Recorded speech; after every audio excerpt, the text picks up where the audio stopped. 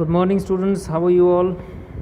Today in this video we are going to learn about active and passive voice. लेकिन active और passive आप लोग पहले से पढ़ते आ रहे हैं. उसके पहले आज इस वीडियो में मैं आप लोगों को बताऊंगा what are the uses of the passive voice. Passive voice के यूजेस क्या हैं. जब आप ये समझ जाते हैं कि पैसिव वॉइस के क्या यूजेस हैं, किन सर्कमस्टेंसेस में पैसिव वॉइस के यूज़ परफेक्टली 100% सही है, तो जब आप ये समझ जाते हैं तब क्या होता है कि आपके माइंड में एक कॉन्सेप्ट बैठ जाता है कि कब इनका यूज़ करना है, और तब आपको लगता है कि हाँ, जो हम ग्रामर पढ़ रहे हैं वो यूज़फुल है लाइफ में कभी भी. ठीक है, क्योंकि आप भी सोचते हो कि जब एक्टिव वॉइस से काम चल जाता है तो पैसिव वॉइस से काम चलाने की क्या ज़रूरत है, पैसिव वॉइस का यूज़ ही क्यों करें, क्यों इतना हम झंझट एक तरह से पालें. लेकिन ये बात पूरी तरह से सत्य नहीं है. जहाँ एक्टिव वॉइस का यूज़ होता है वहाँ पैसिव वॉइस का भी हो सकता है, लेकिन कभी कभी क्या होता है, सिचुएशन या सर्कमस्टेंसेस के हिसाब से पैसिव वॉइस का यूज़ करना ज़्यादा अप्रोप्रिएट होता है और कभी कभी एक्टिव वॉइस का यूज़ करना ज़्यादा अप्रोप्रिएट होता है. तो ऐसे कौन कौन से सर्कमस्टेंसेस हैं जिसमें आप पैसिव वॉइस का यूज़ करते हैं डेफिनेटली. तो यहाँ पर लिखा है passive voice is usually used in the following circumstances. ये नीचे दिए गए जो सर्कमस्टेंसेस हैं इनमें यूज़ होता है पैसिव वॉइस. सबसे पहला जो सर्कमस्टेंस है वो ये है, when it is not known who has done something. जब आपको पता ही नहीं है कि किसने क्या किया है, मतलब आपको ये नहीं पता है कि किसने किया है, हाँ ये पता है कि क्या हुआ है. रिमेंबर, आपको ये पता है क्या हुआ है पर किया किसने है ये नहीं पता, तो आप पैसिव वॉइस का ही यूज़ करेंगे. एक्टिव वॉइस का यूज़ करना एक तरह से यूज़लेस है, मीनिंगलेस हो जाता है वो. कभी कभी क्या होता है कि क्या हुआ, व्हाट हैपेंड, ये इम्पोर्टेंट हो जाता है और वही आपको पता रहता है, बट हु डिड यानी किसने किया वो आपको पता होता नहीं है. तो इस सिचुएशन में आपको पैसिव वॉइस का ही यूज़ करना होगा, वो बहुत ही ज़्यादा यूज़फुल हो जाता है. एग्जाम्पल देख लेते हैं. The girl was lost in the fair. Fair का मतलब मेला. गर्ल मेले में खो गई. अब क्या हुआ ये आपको पता है कि गर्ल मेले में खो गई, लेकिन किसने, कौन खो देता है उस गर्ल को. उसके पेरेंट्स खो देते हैं कि वो चाचा के साथ आई थी या किसी और के साथ आई थी, जो भी है, तो वो एक्चुअली खो गई, पर किसने खो दिया ये पता नहीं है, या तो किसके पास है अभी भी ये पता नहीं है. तो क्या हुआ, गर्ल का खो जाना, ये आपको पता है, तो यहाँ पर पैसिव वॉइस का यूज़ करना बिल्कुल सही है. उसके बाद देखिए लिखा है the church was built years ago. Church को कई सालों पहले बनाया गया था. अब आपको ये मालूम है कि क्या हुआ था, तो चर्च को कई सालों पहले बनाया गया था, पर किसने बनाया ये आपको पता नहीं है. ठीक है, तो इस स्थिति में भी आप पैसिव वॉइस का यूज़ कर रहे हैं. उसी तरह से the chair was broken yesterday. कल कुर्सी तोड़ दी गई. किसने तोड़ा यही तो नहीं मालूम, पता होता तो सीधा एक्टिव वॉइस यूज़ करते ना. तो ऐसी स्थिति में पैसिव वॉइस का यूज़ करना होता है. A bomb was exploded there. एक बम, ठीक है, एक बम का एक्सप्लोजन किया गया, बम फोड़ा गया. किसने फोड़ा नहीं पता, पता होता तो उसका नाम पहले लेते और एक्टिव वॉइस बन जाता. तो होता यह है कि जो होता है वो आपको मालूम है, पर कौन करता है, जैसे यहाँ पर लिखा है ना इंग्लिश में, मैं मीनिंग में और क्या लिखा है, means when the subject, subject का मतलब डूअर. अब ये डूअर क्या होता है, ये डू से आया है. डू मतलब करना और डूअर का मतलब करने वाला, यानी कि करता. डूअर का मतलब करता, सब्जेक्ट का मतलब भी करता. तो जब आपको डूअर पता ही नहीं है तो आप क्या करेंगे, पैसिव वॉइस का यूज़ करेंगे. दूसरा नंबर देख लेते हैं. दूसरे नंबर में भी कुछ इम्पोर्टेंट है. When the object is to be made prominent. कभी कभी क्या होता है, आपको मालूम है कि कर्ता कौन है, यानी कि सब्जेक्ट या डूअर कौन है, आपको मालूम है, और ये भी मालूम है कि क्या हुआ, what happened. लेकिन आपको क्या करना है कि ऑब्जेक्ट को ही प्रोमिनेंट बनाना है. ऑब्जेक्ट को प्रोमिनेंट बनाने का मतलब क्या है कि आपको प्राथमिकता देनी है ऑब्जेक्ट को, यानी कि क्या हुआ उसको प्राथमिकता देनी है, यानी कि किसके साथ क्या हुआ उसको प्राथमिकता देनी है, बल्कि किसने क्या किया, ठीक है, किसने किया उसको प्राथमिकता नहीं देनी है।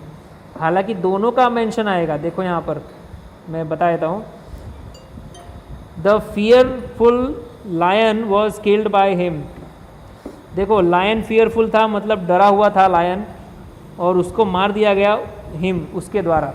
हालांकि कर्ता ये है और यानी कि ऑब्जेक्ट ये है। मारा किसको गया? लायन को, जो कि डरा हुआ था। किसने मारा? हिम, यानी उसने मारा। आपने क्या किया? किस बात को प्राथमिकता दी? आपने ऑब्जेक्ट को प्राथमिकता दी, और द्वितीय प्राथमिकता दी सब्जेक्ट को। इसमें दोनों है, व्हाट हैपेंड भी है और किसने किया, यानी कि हु डिड भी है, लेकिन हमने व्हाट हैपेंड को प्राथमिकता दी, प्रोमिनेंट बनाया, इसलिए यहाँ पर पैसिव वॉइस का यूज़ हुआ। The ball was hit by me, ball मेरे द्वारा हिट किया गया। देखो इंपॉर्टेंट क्या है, प्रोमिनेंट क्या है? बॉल को हिट किया जाना, ना कि मैंने हिट किया या किसी और ने किया, ठीक है। तो यहाँ पर आपको मालूम है डूअर कौन है, और आप मेंशन करना चाहते हैं, लेकिन वो बाद में करेंगे, पहले क्या हुआ वो कर रहे हैं, ठीक है। The letter was drafted by the principal, letter principal द्वारा ड्राफ्ट किया गया। यहाँ पर प्रोमिनेंट बनाया गया है लेटर को, ना कि प्रिंसिपल को, ठीक है। फिर देखिए, ए मिस्टेक वॉज मेड या committed in publishing the results.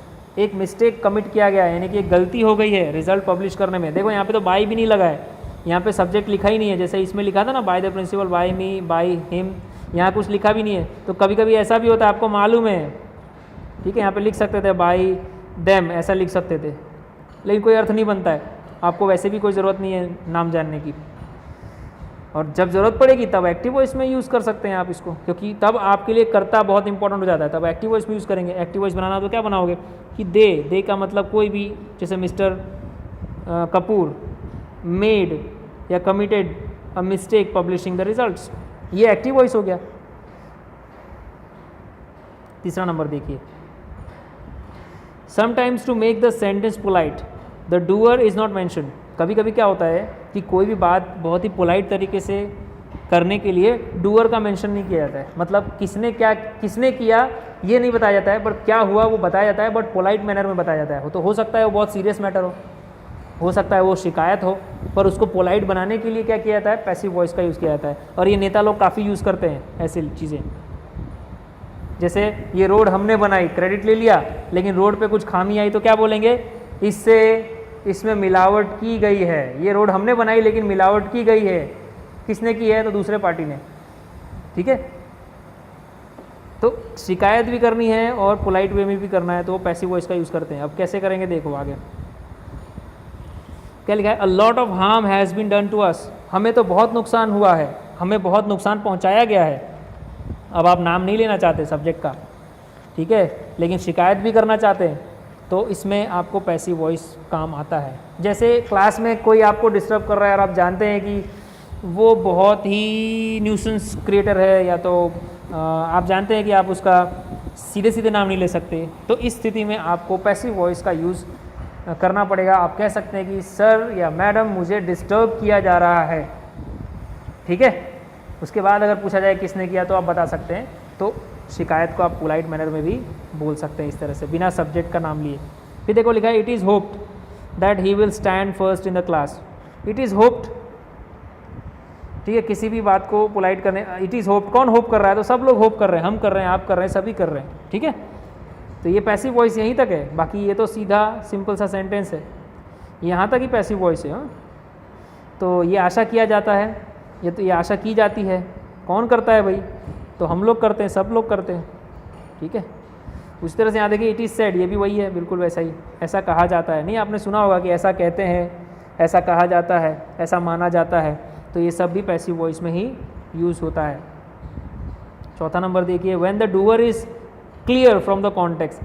कभी कभी क्या होता है कि कॉन्टेक्स्ट मतलब जो भी बात आपको मालूम है उसमें आपको पता है डूअर कौन है, ठीक है। एक सामान्य बात हो जाती है, डूअर कौन है मतलब कर्ता कौन है, ये आपको पूरी तरह से सबको मालूम है, अच्छी तरह से मालूम है, तो उसका नाम लेने की कोई ज़रूरत ही नहीं है, ठीक है। तो आपको कॉन्टेक्स्ट से ही क्लियर पड़ जा रहा है कि इसका कर्ता कौन होगा? जैसे America was discovered in 1492, America की खोज हुई थी 1492 में, ठीक है। अब किसने की थी? सबको मालूम है, कोलंबस ने, ठीक है। तो कोलंबस का नाम सभी को मालूम है और ये क्लियर है डूअर कौन है, तो हमको उसका नाम मेंशन करने की ज़रूरत नहीं है। अगर आप मेंशन करते हैं तो आप एक्टिव वॉइस का भी यूज़ कर सकते हैं और पैसिव वॉइस का भी यूज़ कर सकते हैं, ठीक है। लिखा pension will be increase for the retiring people, pension increase कर दी जाएगी, बढ़ा दी जाएगी रिटायरिंग लोगों के लिए, जो लोग रिटायर हो रहे हैं उनके लिए, निवृत्त हो रहे हैं उनके लिए।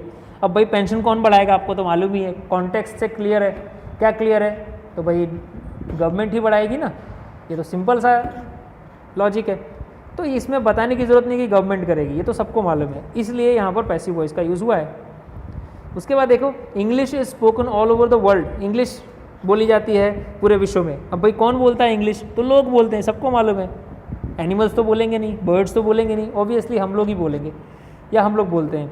तो हमें मालूम है कि people speak English all over the world, ये एक्टिव वॉइस हुआ और उसका पैसिव वॉइस ये हुआ, English is spoken all over the world. Context से क्लियर है कौन बोलता है, इसलिए हमने लिखा नहीं है। शी वॉज डिसमिस्ड, अगर आपके ऑफिस में कोई एम्प्लॉय है तो उसे डिसमिस कर दिया गया, तो डिसमिस करने का हक किसको होता है? आपके बॉस को होता है, तो ये सबको मालूम है, तो इसलिए बॉस लिखा नहीं है, बाय बॉस या by the boss. The thief was caught, चोर पकड़ा गया। अब भाई सबको मालूम है चोर पकड़ा गया तो किसके द्वारा पकड़ा जाता है? चोर पकड़ा जाता है दो कंडीशन में, या तो लोगों द्वारा या तो पुलिस द्वारा। हाँ, ये बात अलग है कि अगर पुलिस द्वारा पकड़ा जाए तो सेफ़ है और लोगों द्वारा पकड़ा जाए तो सेफ़ नहीं है, ये बात अलग है। लेकिन हमको मालूम है कि चोर पकड़ा जाएगा या तो लोगों द्वारा या तो पुलिस द्वारा, ठीक है, तो उतना मेंशन करने की ज़रूरत नहीं है। देखिए, in scientific and technical writing, वैज्ञानिक और तकनीकी राइटिंग में अगर कोई लेख लिख रहे हैं, आप आर्टिकल लिख रहे हैं पेपर में या कोई न्यूज़ में, अगर आप ऐसी कोई वैज्ञानिक बात कर रहे हैं, टेक्निकल बात कर रहे हैं, तो आप वाक्य में उसमें डूअर का इंपॉर्टेंट होना बिल्कुल ज़रूरी नहीं है, डूअर का वो इंपॉर्टेंट है ही नहीं। तो ऐसी कौन सी बातें होती हैं जिसमें डूअर इंपॉर्टेंट होता ही नहीं है, जिसमें सिर्फ क्या हो रहा है, क्या हुआ, यही सब इंपॉर्टेंट होता है। देखो, common salt is got from the sea, सामान्य तौर पर जो नमक मिलता है वो कहाँ से मिलता है? समुद्र से। अब भाई मिलता है तो अपने आप तो नमक आ नहीं जाता है, उसे लोग लाते हैं जो वहाँ काम करते हैं, जिनको बोलते हैं सॉल्ट गैदरर्स, ठीक है, नमक इकट्ठा करने वाले लोग।